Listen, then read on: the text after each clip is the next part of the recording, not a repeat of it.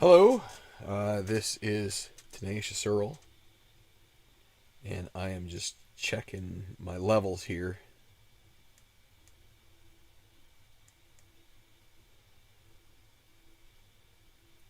Let's see how this works out.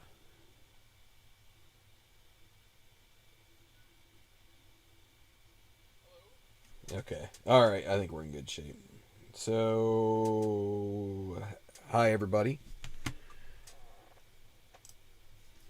Um, Welcome to the Dugout. This is Tenacious Earl, and I was hearing like a big hiss. I think it might be my computer. It kind of, when it gets working hard, it sort of starts just cranking and cranking. So, it is Friday, November 13th, which of course is Friday the 13th. Oh no! Everything in the world is going to end because it's not only Friday the 13th, but it is Friday the 13th in 2020. Which I think probably most of you are in decent shape, I hope. I am cranking open a drink because I am thirsty. And if you want to, you can too. So what am I doing? Just saying hi. Friday High Day. It's kind of weird. It's lame. That's my calling card. Name to fame. Claim to fame. Name to fame. Nom de plume. Yeah, so not too much going on. I've done a few more games for TBL, but that has been sort of, bowling night is like Wednesday night, and then band night is Thursday night, at least 2 or 3 Thursdays a month. So, that just starts kind of like whacking down your schedule to the point where, then you've got your 40 hours of the work day, and I know like half of my videos are me complaining about not having enough time. So I guess I'll stop with that, but that's okay because we'll probably get to do something this weekend. Um, nothing, nothing to quote unquote unbox. Um, um, I'm not usually a big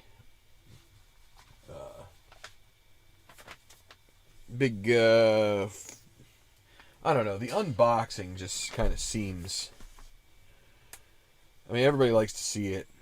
I don't know, living vicariously through you, I guess. Maybe wanting to see what's actually inside the package. That's a possibility, which is cool. But this isn't. I wouldn't call this an unboxing. I would just call this, maybe an unpackaging will be the right term. Let's see. I don't know. Do we have any viewers? We have one viewer supposedly. So, hello there, you one viewer, whoever you are. You're welcome to say hello. I would love it if you did. If you don't, I understand very much. But I'm going to go back to the title screen while I horse around with my camera. I do have one on my laptop, but the quality isn't great. So, and there's only a certain amount of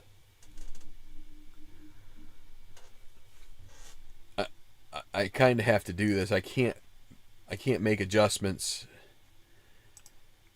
while it's off the camera. So I don't know. Maybe if I paid for the full version, I could.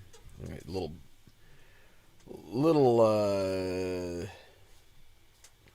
I don't know the lights there, but so here is the package. Those of you who have gotten, oh, there's two of you. It is lying. My program is a liar, so that's good. So, baseball demos, G Puck, good to see you. those of you who have gotten mail from this place, I think you probably will know the. Actually, you could probably tell right here because it's got the logo. If it were good enough quality camera and higher enough resolution on your TV. But let's go ahead and open it. Again, I'm not. I do these, and it's kind of reluctant. And what do we got here? Well, truth be told, it is upside down for one thing, but it is the new Pro National Golf season for History Maker Golf. So this is my one of my favorite projects. I've been doing this now I've done 2 seasons worth, and it is a joy to get guys who are basically unknowns to the world. And there I showed you something, and now I'm just going to kind of like back it off because I'm going to talk a little bit about this set because I haven't looked at it yet but I did kind of get a little bit of a sneak peek at some of this stuff. So you guys can get a chance to see what things are going to look like as we go forward here. Now, as you remember, our big sort of nemesis, or the guy who was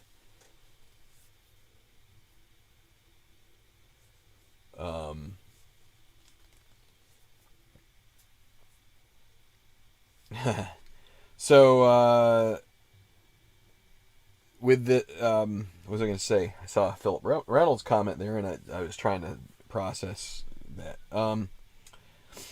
So this is what is called the 2021 Pro National Golf. This is completely fictional, and we have, and I have seen a few people have been getting this, as well as they've been kind of like it's based on the Postal Service's ability to deliver. I'm on the East Coast, so it took me a couple extra days from some people that I had already heard. But our main nemesis on, well, I don't want to say nemesis. The guy who was kind of like the either you loved him or you hated him. The best golfer, Dustin Emmerich. He was one of 2 1A golfers in the last set. Which 1A, if you know, the tournament rating dictates a lot of stuff when it comes to like finishes. But in this one, we still have 2 1As, but they're 2 completely different individuals. We've got Trent McAdams as one of them now, and we have Rance Aberley. So these 2 guys are now basically gonna be kind of like the cream of the crop. We're gonna see probably one of these.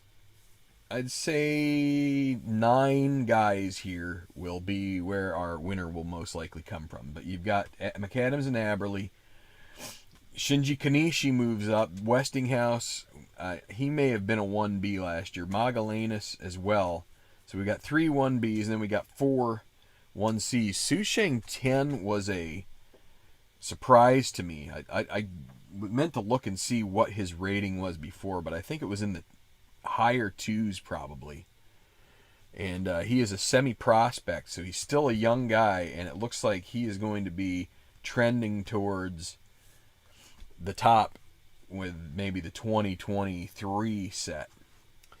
And then you've got Justin Wallace, who's been about at this rating. And then you've got Dustin Emmerich. So he has dropped from 1A to 1C in this particular rating set. And then Gareth Leonard also. And so so then you have Martin Van Dyke. He dropped from 1A to 2A. So he took a full grade drop, as well as Yunli Song I think he's gone from maybe 1B to 2A. So you're starting to see maybe, icons here. Maybe these guys are a little older. They're starting to fade out a little bit. I'm not going to go through all of them, but that's kind of like how the set is stacking up. And you also get all the way through. There's a bunch of fringe guys that they included in the set as well. So I haven't broke. Obviously, I just opened it, so I haven't broken them apart yet. It was weird. Let me go back and turn this around. So if you were expecting the pro golf, like the pro season for the 2020 or 2019, I guess 2020 season. If you're expecting that, I would expect it pretty soon. They, like I said, I think it's postal service related. You can complain. Sorry about this. Give me a second here. You can complain to my partner, Tabletop Earl, as that's his that's his game show. All right, I think but as far as I'm concerned, that this is going to mean we're all go for getting. I've already started some of the preparations. Actually, a lot of the preparations for the Tenacious Golf Tour Season 3. There will be a Slacker Tour, and the hope for the Slacker Tour, I think this is the first time I've mentioned it on the channel here. Unfortunately, I've been a little lazy about it, but it's got to start ramping up here soon because I've got these cards now, and now it's just a matter of time. I've got to get going with this. But the Slacker Tour, the regular tour starts. It's going to be I've decided to make some changes to this tour. I was doing like the October to September schedule, like the PGA. I decided to make it January to, I guess, probably October. I just decided I don't like the way the PGA Tour does it. Screw them. We're just going to do it our way, and there's not going to be a playoff.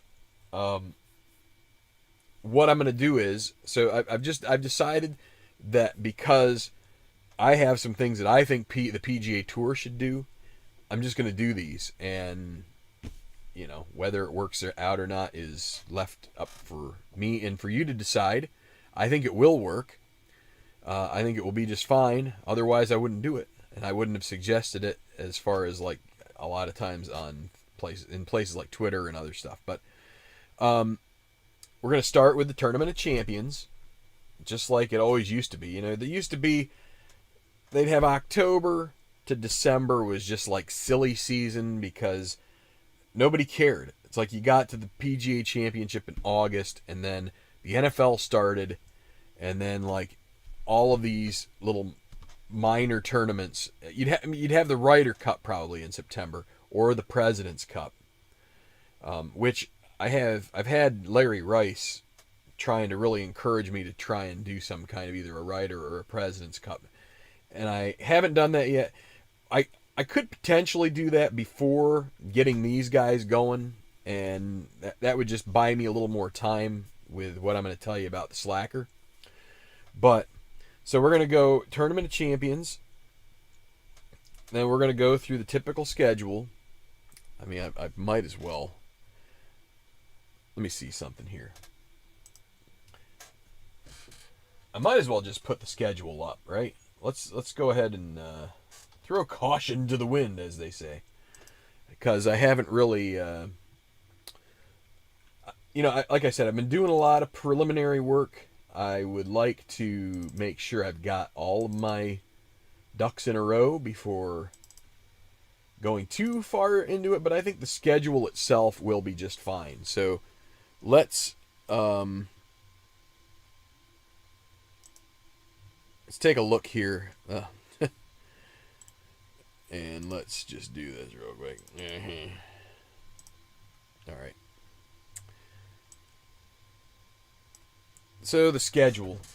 So yeah, we're gonna start. It's gonna be like 1-9. This is the way it used to be. This PGA Tour season would start, the 9th of January through the 12th of January, right around in there, in Hawaii. And so that's what we're gonna do with Tournament of Champions at Kapalua. And I've added a column over here, which is, this is the kind of the new facet that I'm doing, where I'm trying to really drill into the usage of players. I really want to simulate good tournaments having the best golfers, kind of one-off tournaments, or ABC. So A tier tournaments get really the best players. C get a couple of good players and a lot of back markers, and that kind of like adds some variety and simulates real life, which real life is more like a 55, around a 55% participation rate in tournaments for almost all the golfers in the tour. That's really what it's become. The money is so good that most of them don't really need to just go and play every tournament now, because if they finish a few tournaments really well, then they're in good shape. So then we're going to go to PGA West for the Celebrity Classic, the first C tier tournament. Again, that's going to be weighted a lot towards the not so good players. Now, the Tournament of Champions, we're going to have to,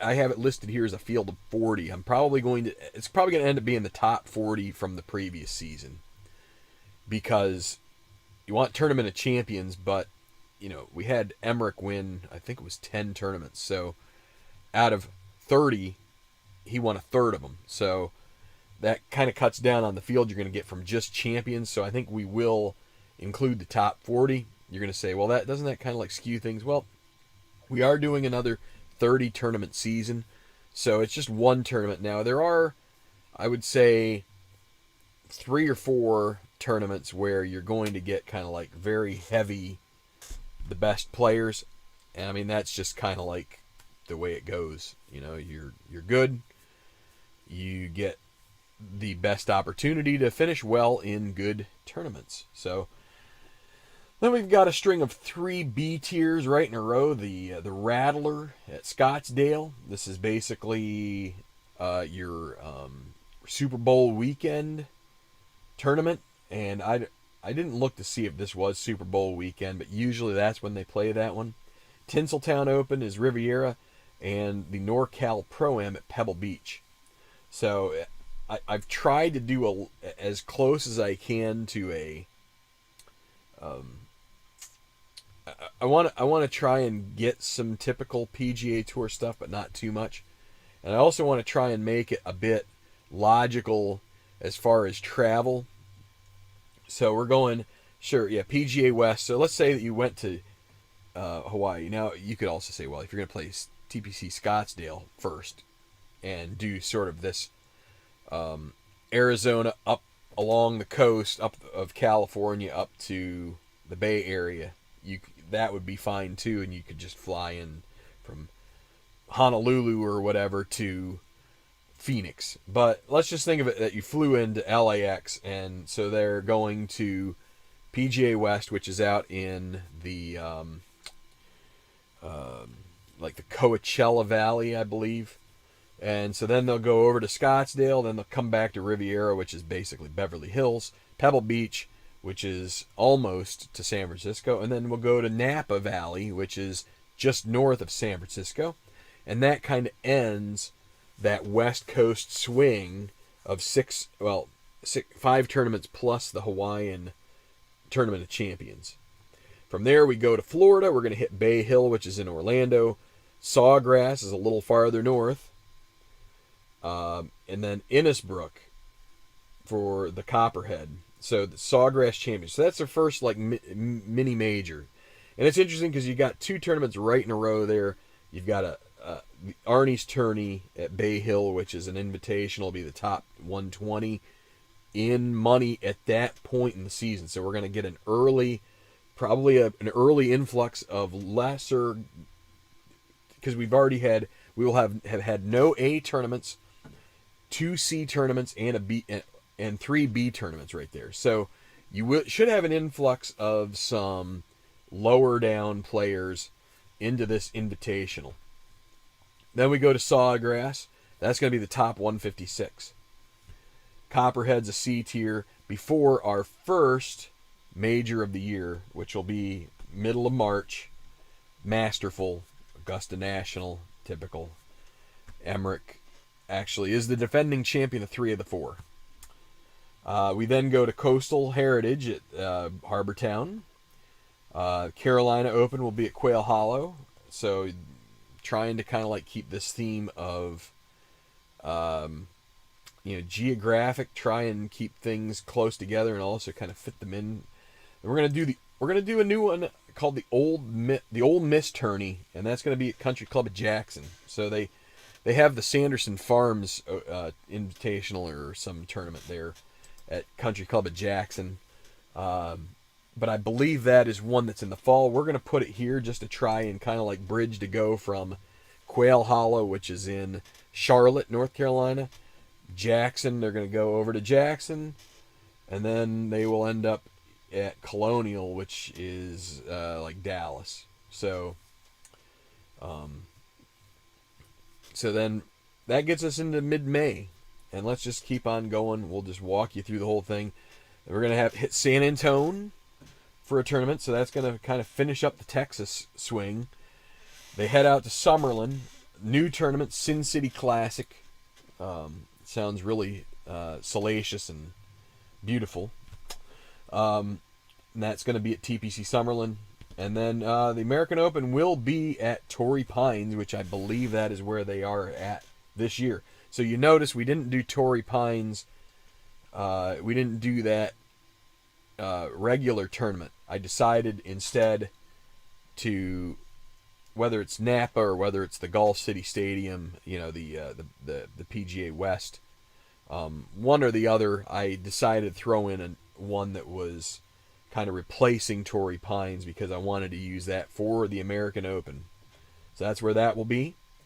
Then we've got a new event in Minnesota. That's one of the most recent course packs. The Thousand Lakes Pro course. It's TPC Twin Cities. And then you've got 2 of those tournament courses right in a row from that pack. Minnesota and then Detroit Golf Club, the Dobies Michigan Mash. That's a follow-up tourney. I may throw in I'm still in negotiations with some sponsors for some of these tournament names, so we will see if we have a few changes. The Golden Bear Classic, we're going from Detroit. We go from Torrey Pines to Minnesota to Detroit. Then we're going to go to Muirfield Village in Ohio for the Golden Bear Classic. TPC Potomac, which is basically the TPC Avenel, is what it used to be called, but they made some changes to the layout. And so that'll be the Independence Open. Then they'll head up to the northeast for the Connecticut Challenge in TPC River Highlands, Cromwell, Connecticut. Classic Bank Open, Deer Run. And then that will lead us to our third major, the Championship of the UK, which will be at Royal St. George's. And I'm going to use, I forget his first name, but it might be Greg Nolan, maybe. He designed Royal St. George's, so we're going to use a custom course, one that was made by, like I said, Nolan, and so we'll see how that goes. There's a couple notes here that I'll mention in a second, off to the side. Let's just finish out this. Then we get back from the UK. We're going to go to Toronto, Glen Abbey, the Ice Brew Toronto Challenge, and we hit the Chowder Classic in Boston. Greenbrier for the Appalachian Hootenanny. That is a return event from 2 years before. Blues Belt Classic in Memphis. Georgia Open at East Lake. So instead of having that be the final at East Lake, instead I decided to make that be the penultimate. And what we're going to do instead is we're going to do the Tenacious Pro Showcase, which is our version of the PGA Championship. That is going to close out our season. And it will be the most prestigious as far as money goes. You can see the other majors are worth $10 million. We're going to make that one worth 15 since it is the final. There's not going to be anything special about the field other than it is going to be 156. It'll probably be the top 156. Get a chance to play for a major tournament, and we're going to do that at Kiowa Island, which was designed by David Gray back to Minnesota. At least that's currently my plan, is to use 2 user prepared golf courses for the majors, and that's how we're going to do that. Now you see where I put here 4 reshuffle dates. Let me see, 1, actually it might be 5, 2, 3, 4, just 4. Reshuffle means so we had the top 125, they were automatically in. Then we have a bunch of Slacker Tour guys plus some of the 126 through 175 guys. They did the end of the Slacker Tour. And so those guys all kind of go into one heap. But they start the season ranked where they finished in the Slacker final, right?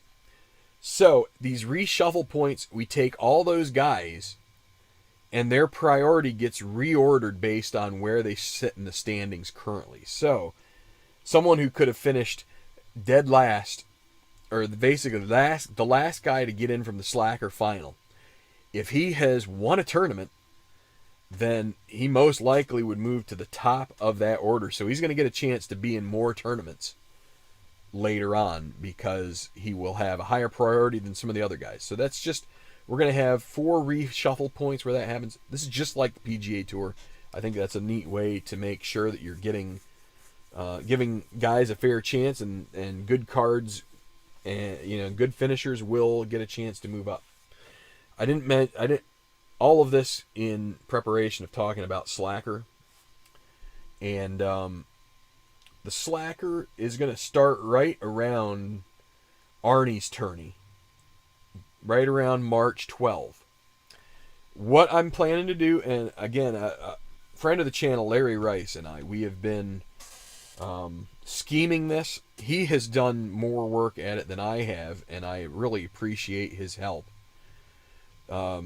Also because he's kind of like helped me along with some insight into his process for designing courses. We are in the process, I think I can say that. We are in the process of designing Corn Ferry Tour courses.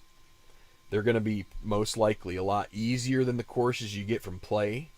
And I'm planning to use those hopefully exclusively in the Slacker Tour. So what we'd like to do is, once we get these designed and published, is to maybe put them in a newsletter or something like that, so everybody has a chance to go ahead and use them for whatever they want. Again, so there's courses like Thornblade course, and I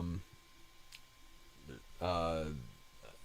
There's a lot of courses that they use. They actually even use the San Antonio course. But I wanted to have 12. I'd like to have 12 courses designed specifically for that tour that have kind of a little bit of an easier feel to them, because a lot of the courses that Play designs, they're not only they're designed, I think, for better golfers in a way. So let's see, are there any other comments? Not too many comments. That's fine. It still says 1 viewer, but I guess it would help to do this maybe. But so that's our Tenacious Golf tournament for Tenacious Golf Tour Season 3. Really, it's the Golf World is what I would like to call it, because there's 2 tours. I don't know how long this may end up taking until the next release in 2020, at the end of 2022. But I'd like for it to be a little bit quicker than that. So we will see. And I did get a level of advisory status on this set. Just a small level. These were designed by a guy named Christian Reisman, I believe, who is from Europe. These PNG cards, and I think this is the second. Well, I don't know. I don't know how many times. I know definitely the last set was kind of like carded out by him, and this one was as well. But I did a little bit of tried to do a bit of proofing on this because I have noticed that in the last set that was out, there were a few name variations that it's fine for the most part, but it's kind of nice to have continuity between the sets, that you're not seeing guys' names being significantly different. But in any regard, it's all for fun anyway. So I hope everybody is doing well out in tabletop land. I'm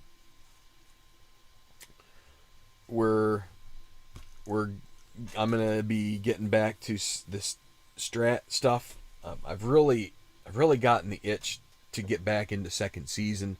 I have that project that is kind of languishing there, but watching some football, watching the Titans there yesterday night, kept reminding me, man, I got the Titans there. And it's funny because I have the Titans and I also have the Dolphins, and it's like that. So I not only had a lot of there's still quite a few players from that 2016 Titans team on this team, but then you also have Tannehill who was on the 2016 Dolphins. So that's just something that's kind of there to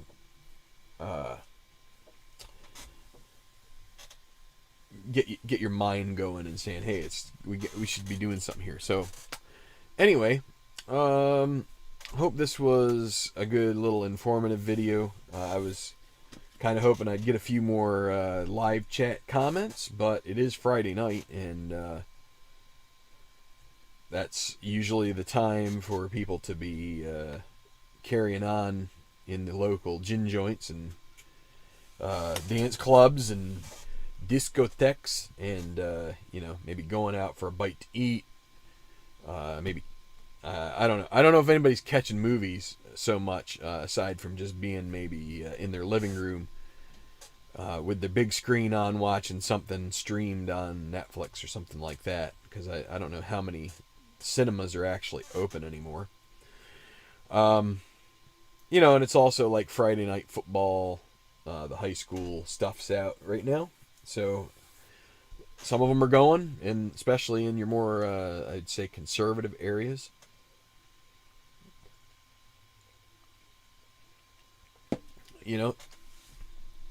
Tough time. We're getting to Thanksgiving here, guys, and it's just a it is just a surreal era in the history of our world right now. You've got, we're most of us, if not all of us, are sports fans, and you're watching sporting events where there are few fans in attendance. Basically everybody is living in some level of anxiousness about this disease. We're just waiting, kind of sitting on our hands, waiting for a vaccine to come that hopefully when it comes, there is enough planned to be prepared that everybody who needs it gets it, and we can kind of get back to, operating. We want to get back into baseball stadiums. I miss minor league ball. I miss seeing the Phillies and some other. I'd love to try and get a major league stadium or two that I've never been to in this coming year. Wanted to do it this year. That fell through. So, we're just in definitely an unprecedented time, and you just have to hope and pray that this was all worth it.